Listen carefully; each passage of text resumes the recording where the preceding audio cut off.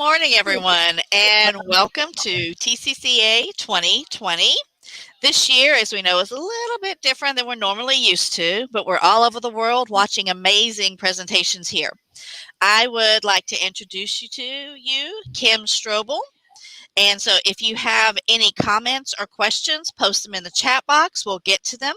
My co-host, Stephanie Knight, is going to be monitoring the chat, and we will provide time at the end of the session for discussion. All right, I'm turning it over to you, Kim. All right. Hello, everyone, and welcome.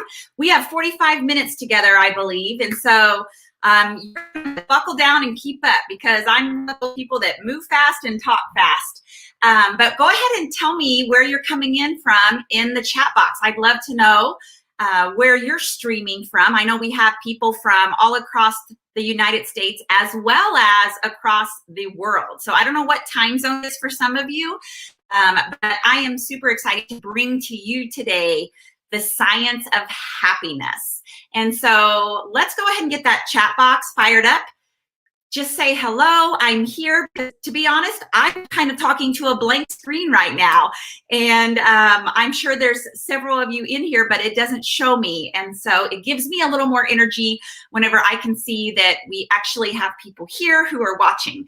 And so say hello to me. I will tell you that I am not in my normal studio. So a little bit about me. I am a former school teacher. I spent most of my time in fourth grade, and then I went on to become a literacy coordinator, which was a really phenomenal opportunity. It allowed me to really observe teaching at all grade levels.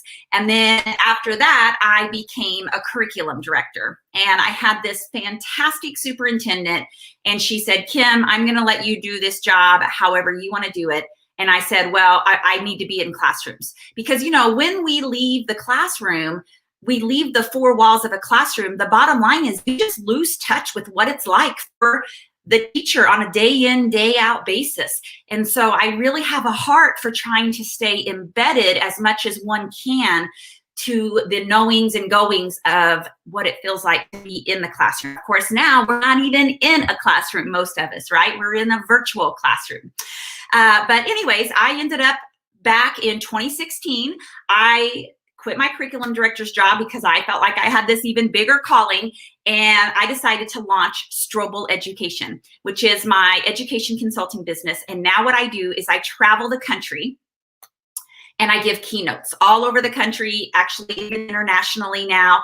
And so normally when I'm doing virtual keynotes, I'm in my studio at home. But today, and my home is in Indiana, by the way, but today I'm actually in Vermont, because I have been in Vermont now for 3 weeks writing a book. So this is where you kind of see me in this little hole in a wall here. I had to find a space where I had a desk and some lighting to bring to you the science of happiness. And so thank you so much for being here. Now I've clicked over from the private chat to the comments, and I can see people here, Michigan and Texas.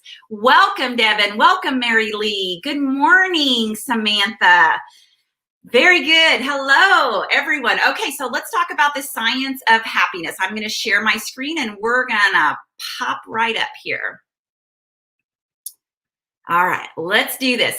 Now, one of the things that is really going to help me throughout this presentation, let me just make sure you're in the show. Okay, I want to make sure I'm actually, can someone let me know in the chat box if my screen is up? Because when my screen is up, I don't think I can see the chat box anymore. So I'm going to assume we're good, and I'm going to keep going here. So I've told you a little bit about me. Just like Michael said, I love to collaborate with teachers. And so if you're on Twitter, I'm at Strobel Ed. If you're on Instagram, I'm Kim Strobel Joy. And I love to get the conversation going and connect with educators all across the country, because I learn so much from all of you. So let's talk about my story and how I became a happiness coach. And you'll notice that I will kind of jump back and forth between sharing my screen and not sharing my screen, because I'm one of those presenters that, like, I don't know, I just like to have my full head in the screen and see what I'm doing. But I will just tell you, I'm a happiness coach. I have studied the topic of happiness for the last 20 or so years. It's something that I'm very deeply passionate about, especially when it comes to educators and social and emotional well-being. That being said, do not misunderstand, many times when I get introduced as a happiness coach and I walk out on the stage, I feel like people are expecting some kind of shiny unicorn with glitter and, puffy pink clouds around her. And so, and I also feel like there's this terminology right now, like around positivity and like just be happy and just be joyful and just shift to positive. And I actually think that's called toxic positivity because, wanting to be positive and live a life that feels really good to who we are as human beings from the inside out does not mean that we just go around pretending like we're shiny little unicorns and that our universe is just wonderful and perfect all of the time. And so sometimes we do things to even people and we say, now listen, now somebody, so-and-so has it so much worse than you. Just focus on the positive. And I'll just tell you, we got to quit doing that. You are allowed to feel your feelings. You are allowed to have negative feelings. You're allowed to be disappointed. You're allowed to be sad. You're allowed to be frustrated. All right. And so me being a happiness coach does not mean that I go around just, happy all of the time. And I even had to recently kind of, put my mom in her place because I was really stressed. I was having one of those cry on your office floor moments. And my mom, I was talking to her about my frustration. And my mom is like a super loving woman, but she said, now, honey, you're the happiness coach. I thought, and mom, I'm a human being. I'm allowed to have the whole range of emotions. And so my being a happiness coach, just to tell you a little bit about this story, I am the woman and the young girl who has suffered my whole life with an anxiety disorder. And I did not know this back in the day. So when I was like in elementary school, I was a nervous Nelly. I did things like I worried about my brothers who were younger than me. I would run outside as a 4th or 5th grader and I'd scan the neighborhood looking for them. And if I couldn't find them, I'd feel really nervous.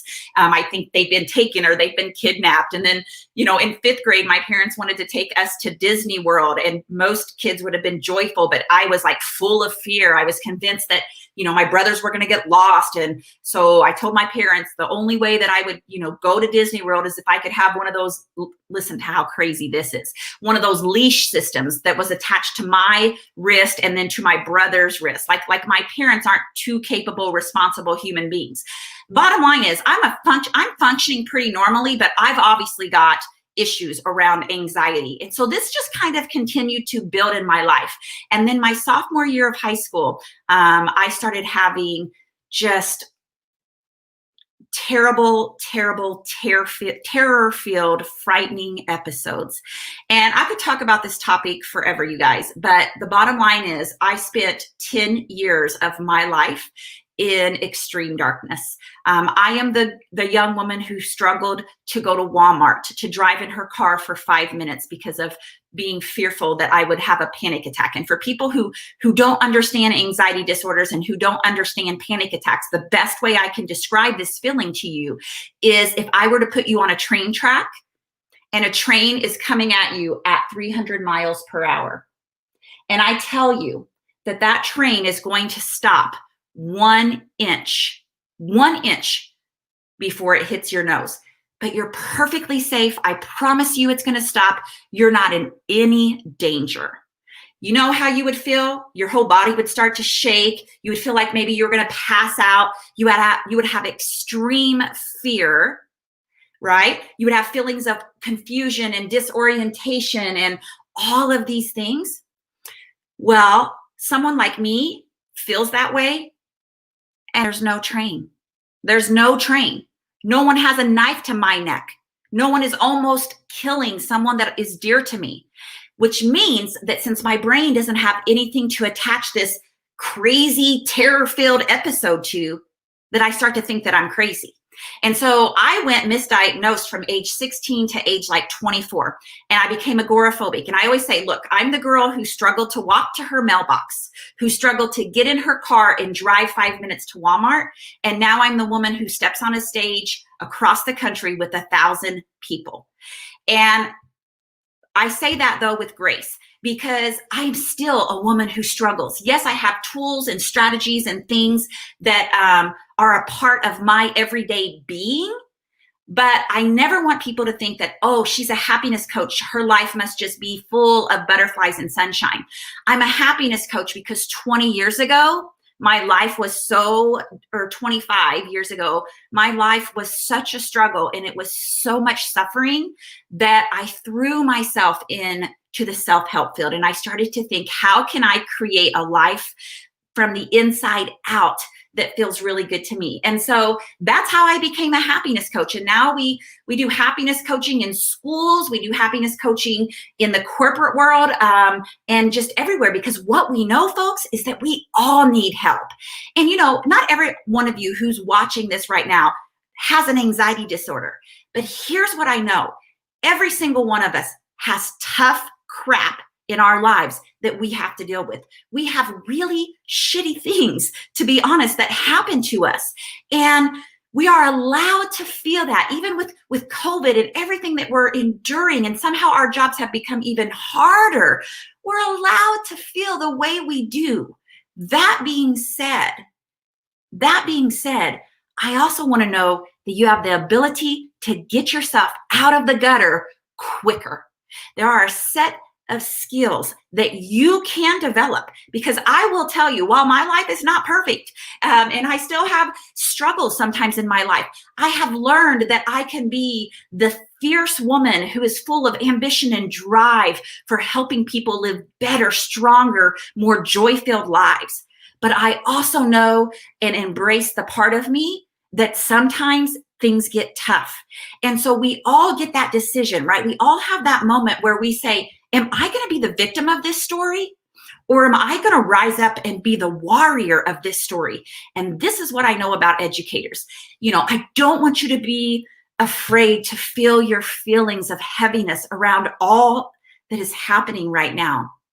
But I also want you to know that you as educators have it in you.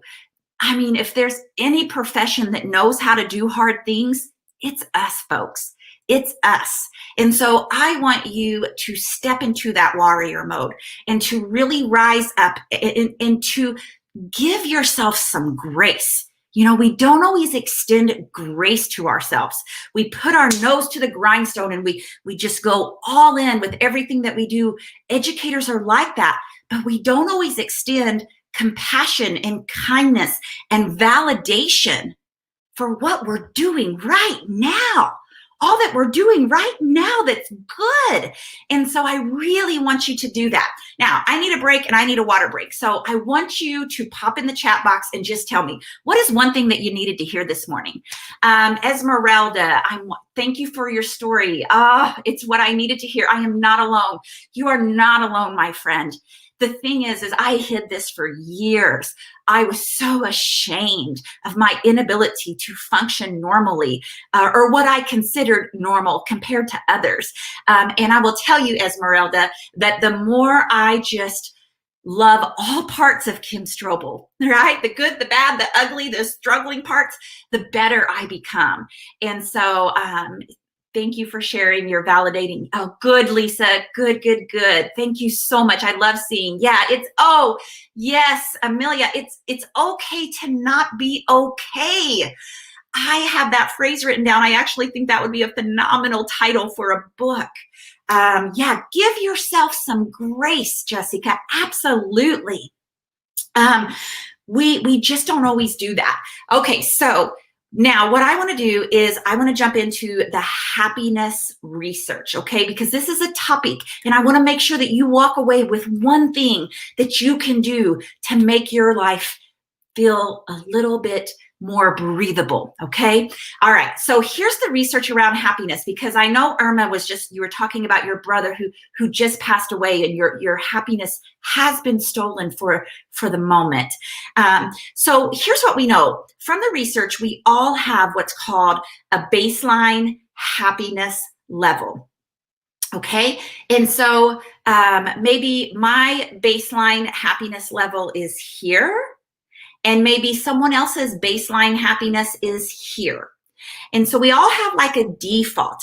And what happens is something good happens in our life, right? So we get a new job, or we have a baby, or we buy a new house. So we go out and get a new Kate Spade purse. You know, that's what does it for me. And our happiness level does go up for a period of time.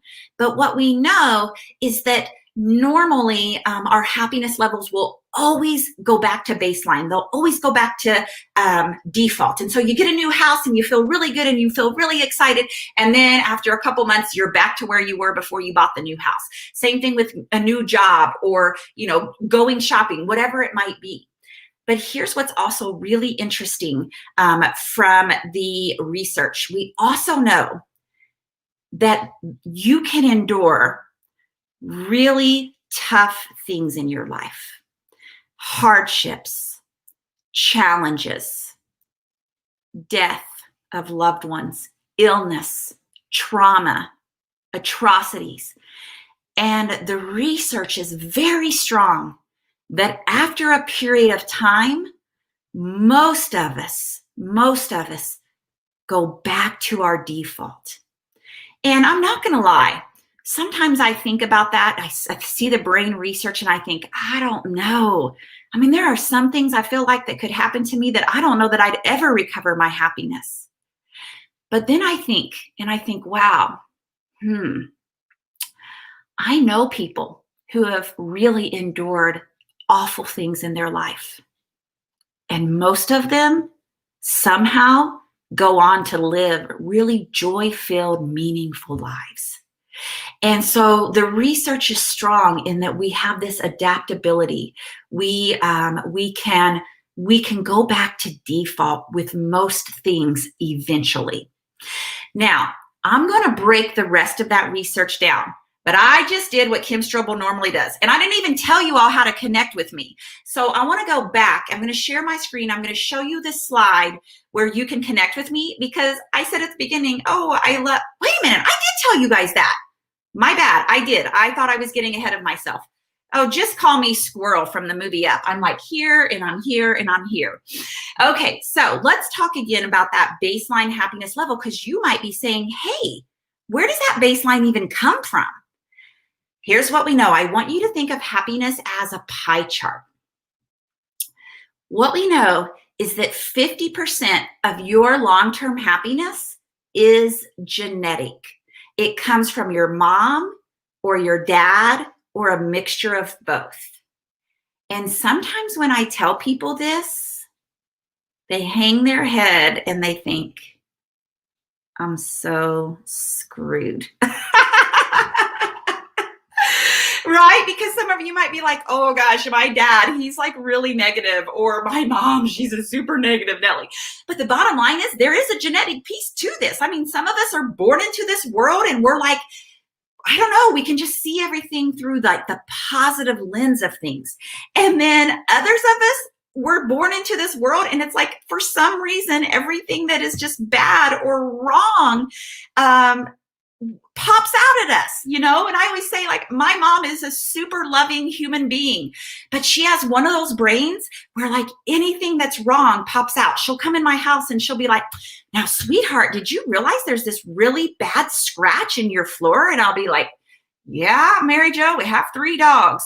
And then she'll go, oh, sweetheart, my goodness, this paneling here really needs touched up, you know? And then the other day she was walking out of my house and she turned and I mean, she's a great human being, you guys, don't get me wrong. I'm just giving you an example because some people are wired this way. But she literally looked over at these 2 lamps I have on a buffet and she said, now, sweetie, did you realize these birds on these lamps look like they've been glued on? I said, yes, Mary Jo. I bought them at TJ Maxx because they were 30% off because the birds had fallen off. And so I glued them back on. And they're a great reminder to me that everything in life doesn't have to be perfect all the time. So just so you know, there's a genetic tendency to this, but there is something we can do about it because it is just 50%, okay? So 50% of your happiness is genetic. Now, shocking. Are you ready for this next stat? I always tell people I'm a happiness coach. I'm not a cheerleader. I'm not going to blow fluff up you. Only about 10% of your long-term happiness comes from your external circumstances. I'm going to say it again, only 10% of your long-term happiness comes from your external circumstances. What is an external circumstance? You ready? Whether you're married, divorced, single, or widowed. Whether you have children or you don't have children. Whether you live in a $70,000 home or a $700,000 home. Whether you make $50,000 or $500,000. Whether you need to lose 10 pounds or 40 pounds. Believe it or not, those are all external circumstances, right? And these are outside things that happen to you, like loss and tragedy and trauma and challenges. And some of you might be saying, but I don't understand, Kim, the lady who said, I've lost my brother. I've lost my happiness. Yes, you have. For now, you have. But what we know is that when it comes to long-term happiness, most of us have the ability to regain that again. And if we don't, many times that's on us, right? Because if you're letting something steal more than 10% of your happiness, and you're letting that happen for a very long time, I'm just going to shoot it to you straight, friend. That's probably on you. And let me tell you, we all do it. We all let things steal more than 10%, but that's us sometimes letting it. So what we have to do is we have to take 100% responsibility for our life and our happiness. And it doesn't mean you don't feel sad when bad things happen for a while. I just know you can't be in the gutter 6 years from now, or even a year from now, maybe, depending on the circumstance, right? You and only you have the ability to grab that happiness back in your life. Of course, do your work and do the counseling and get the healing and all of that you need. But also know that many times the things that we depend on to bring us happiness don't really equate for too much, Like I think we play the if-when game with happiness. We say, if I could just lose 20 pounds, I'd be happy. If I could just find the right partner, I'd be happy. If I was just in another profession, I'd be happy. And so what happens is we play this if-when game with happiness. And we say, we're not allowed to be happy until we reach this goal. Now, listen, I'm all about goals. I'm all about goals. But I also think that when you delay your happiness towards achieving those goals, it robs you of being able to find your happy in the now, right now. Find your happy in the now while reaching for those goals, okay? Now, again, I can talk for hours about this, but we know that 50% of your long-term happiness is genetic. We know that 10% is your external circumstances. You know what that means, folks? That means that that's 40% of the pie that's left. And here's what I know after 20 years of doing this. Every human being has the ability to increase their happiness levels by up to 40%. Who doesn't want to do that? Who doesn't want to increase their happiness levels by up to 40%, regardless of their genetics, regardless of their external circumstances? Tell me if you're all in. Tell me I'm all in on that 40%. I want to see you in the chat box.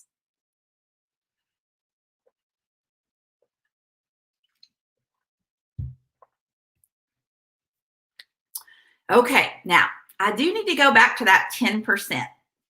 That 10% of external circumstances. I told y'all I'm a straight shooter. I don't know how many of you are watching that are moms or dads, but I'm a mama. Now my son is a sophomore at Indiana University, but for anybody who's watching this, who is a mom or a dad, here's what you need to know about the happiness research. When you become a parent, a mom or a dad, you need to know that the happiness research says you lose just a little bit of your happiness for the rest of your life. Yes, we have maybe more joy and more meaning in our lives, and we are so glad to be moms and dads. But when you become a mom or a dad, again, you're stressed out for the rest of your damn life. And that stress, that constant stress, steals a little bit of your happiness, my friends. You know, I mean, I'm 46 years old. My mama, who loves me so much, she will still, when I travel, she'll be like, now, honey, when your plane lands, let me know. Let me know, sweetheart, when you're back home, send me a text. I want to make sure you're like, poor woman is still worrying about me, right? And I'm 46 years old, but that's what we do. And so I just wanted to let you know that when you become a mom or dad, you lose just a little bit of your happiness for the rest of your life. Okay. I'm going to go back to sharing my screen. I do want to make sure, yeah, see, I do that with my kids and they are 38, 28, and 26. We can't help it. You know, we cannot help it. Once we take on that role as mama or papa, oh, it just weighs on us, my friends. It just weighs on us. Okay. I'm going to go back to sharing my screen because I want to show you a few other slides. I had all these slides, but I'm just better just talking here. It's what I do best. So, all right, let me share my screen. All right. Now, let's go back here. And I want to talk to you real quickly about this idea of social and emotional well-being for teachers, because I'm going to tell you all, I'm so passionate about this. This is what I want to come in your schools and do. Like, we need help. Educators we are so type A personality. We have OCD tendencies. We want to be the best we can be for everyone, and we forget that we're part of the equation. And so these are the results of research out of the University of Berkeley in California. And let me tell you what, folks, these were the stats before COVID hit. So can you imagine what they would be now? 75% of teachers and 84% of school leaders report high levels of stress. 85% of teachers reported that work-life imbalance was affecting their ability to teach. And you know what else it affects? Again, I call an ace an ace. It steals from your home life if you're not careful, you know, because it takes so much sometimes out of us. We also know sometimes, unfortunately, that 30% of teachers leave the profession within the first 5 years of teaching because they are so overwhelmed, you guys. It is a tough profession. That being said, it's one of the most honorable professions. There's no other profession that gets to influence, impact, and affect kids 180 plus days a year, you know? And so this is a profession that we believe in fighting for. We are playing to win, but it is hard. And it is a struggle. And we have to take back some of our power within it.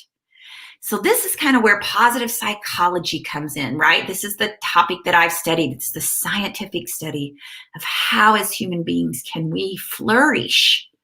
Now, I just want you to see the pie chart that I just talked about because I think it helps to have a visual. Again, 50% is genetic, 10% is your external circumstances. And 40% is left, folks. 40% of the pie is left. And this has to do with your actions, your thoughts, and your behaviors. Okay? Here's what we know. 90% of long-term happiness is based on how your brain processes the world. 90%, because it's your genetics and it's that 40% of the pie combined. It's really about how do you perceive your world? Because there are others who are going through the exact same things that you are, and they have a different vision for it, right? Now, This is the piece of research that drives most of everything that I do when I work with schools and corporations and organizations, because we know from the research, folks, that this idea of what's going to bring us happiness and what's going to bring us well-being does not work. This idea of head to the grindstone, work 60 hours a week, work even harder, climb the corporate ladder, make more money, get the bigger house, work even harder. It doesn't work. That's not the formula for success. In fact, it's backwards. We know that when we can put your well-being at the forefront, we change every single education, business, and organizational outcome. And it's because of this piece of research right here from Sean Aker. Your brain at positive is 31% more productive than your brain at negative, neutral, or stressed.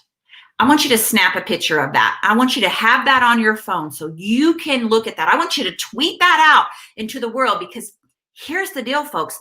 Where is your brain most of the time? Is your brain usually at negative or neutral or stressed? The more hours you put in, the more stressed you get. And I will tell you, you're losing productivity.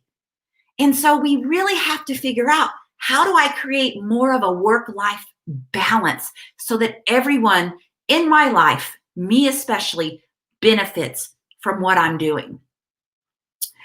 Sean says, if we can change the lens, not only do we change your happiness, but we change every educational and business outcome.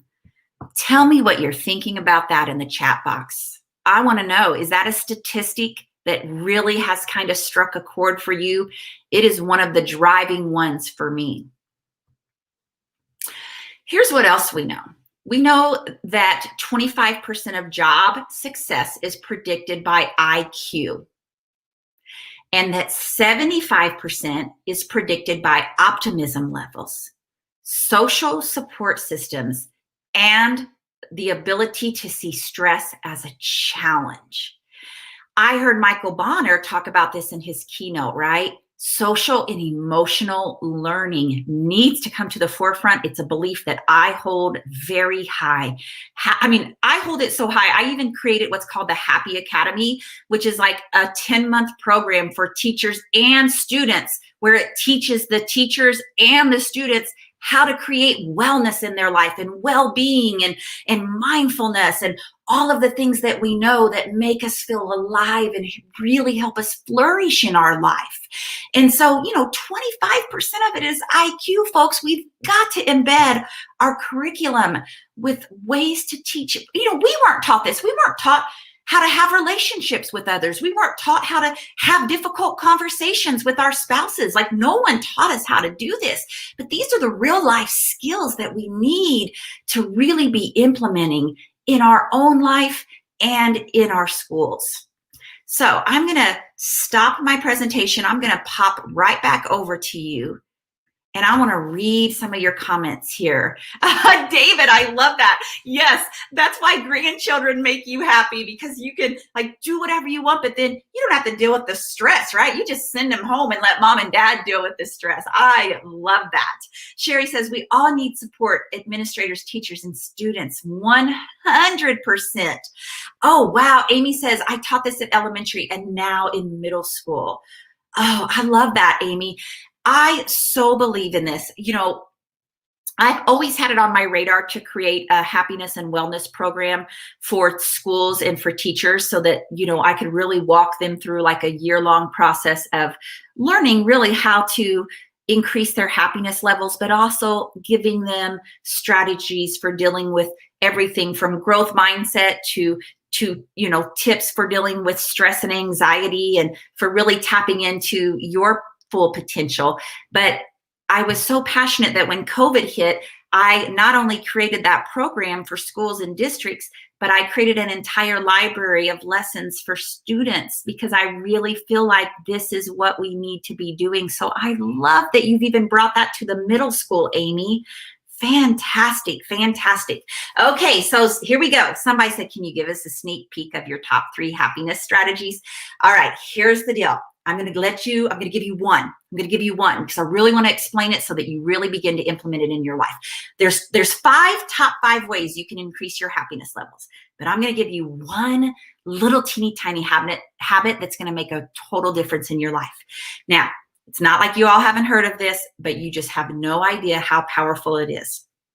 So one of my top 5 ways that is research-based, and I say mine, but not really, it's from the researchers, that can increase your happiness levels is simply a gratitude practice, folks. It's a very simple gratitude daily practice that takes less than 2 minutes a day. Here's what we know from the research. We know that if you will write down, and I will tell you, you need to write it. It's not enough to type it. There's power in putting pen to paper.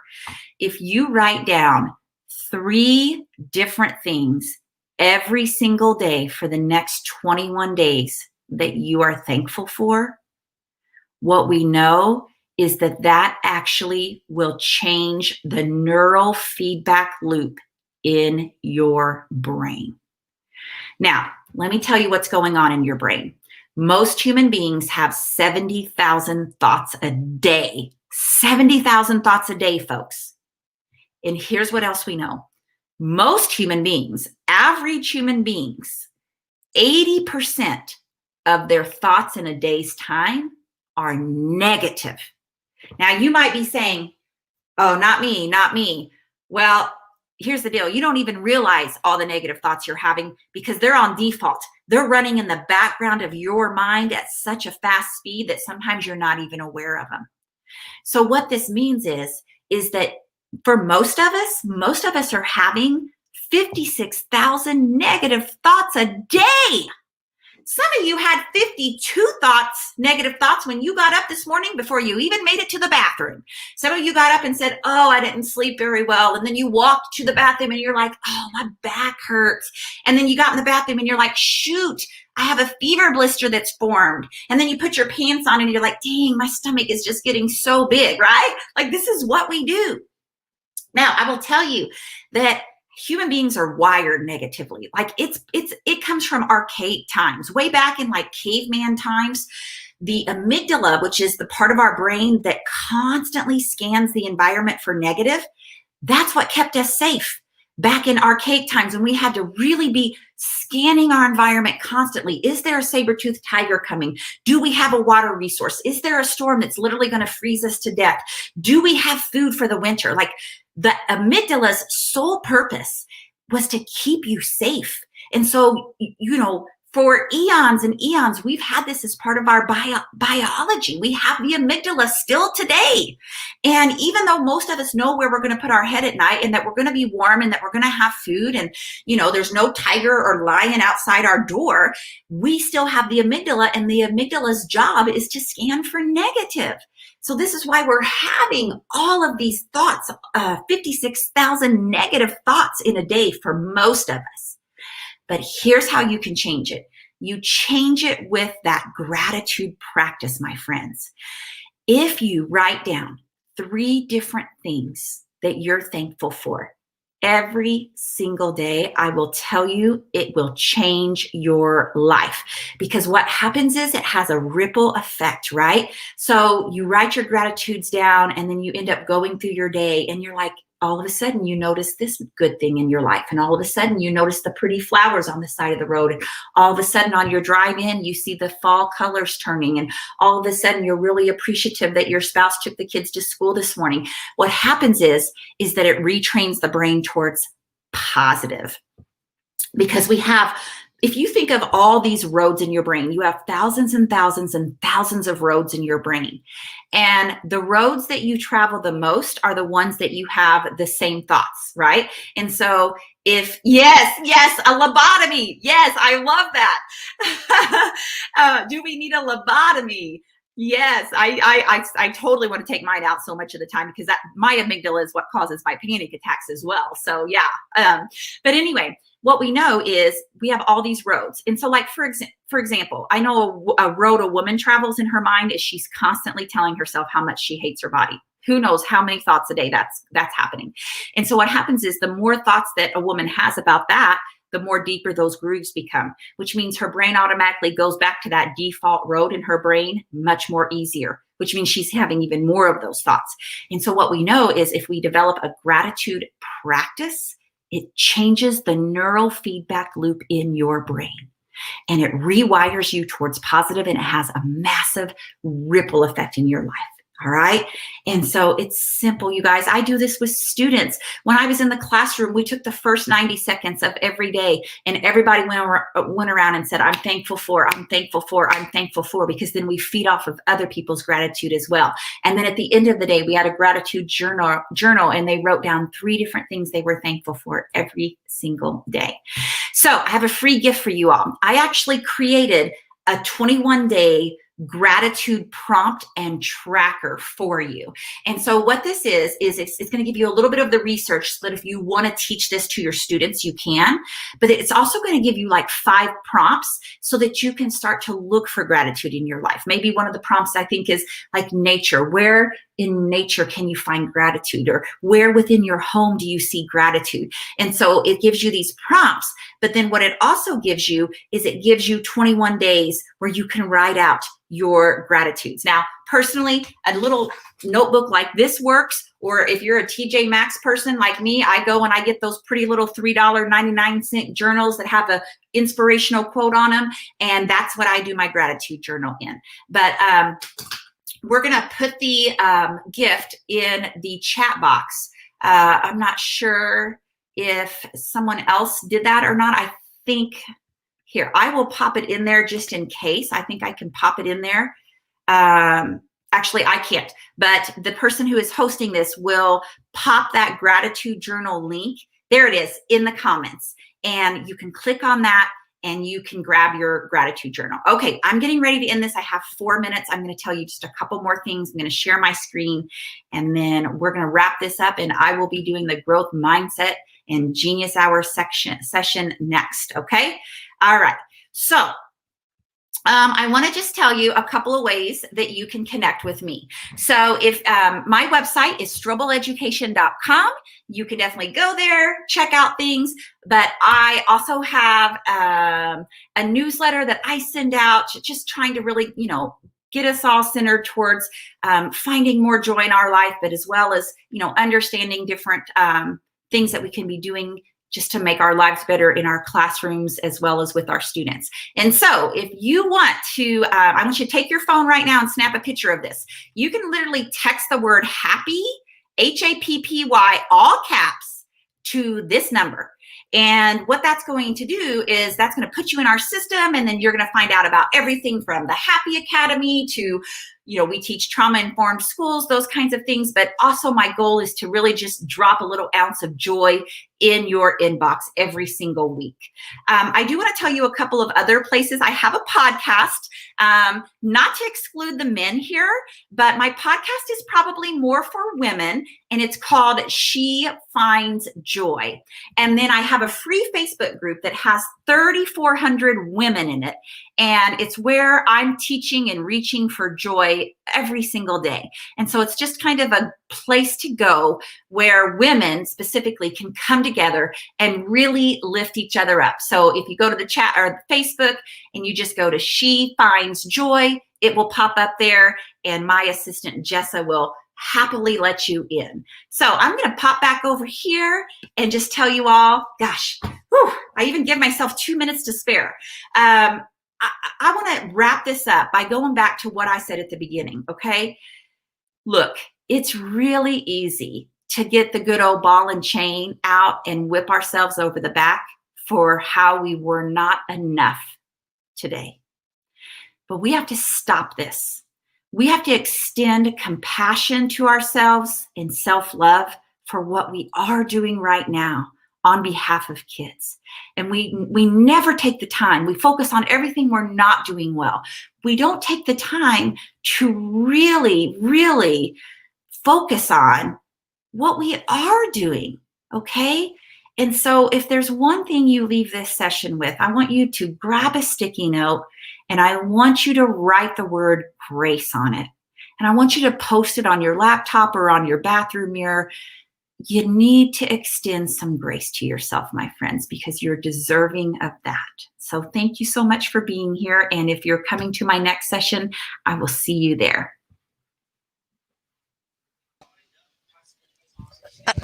Thank you. Thank you so much. I think it's something that we all needed to hear today, definitely. But this does conclude our session for today. We'll have a new session starting every hour, and you've already heard from Kim that she has another session that she's going on. Make sure you are checking out the schedule for all of these amazing sessions. You will receive a email at with probably give us a few minutes here with this, but that will have the link where you can go to the area to get your next certificate. And the keyword for this one is learn. So again, thank you guys very, very much. Thank you.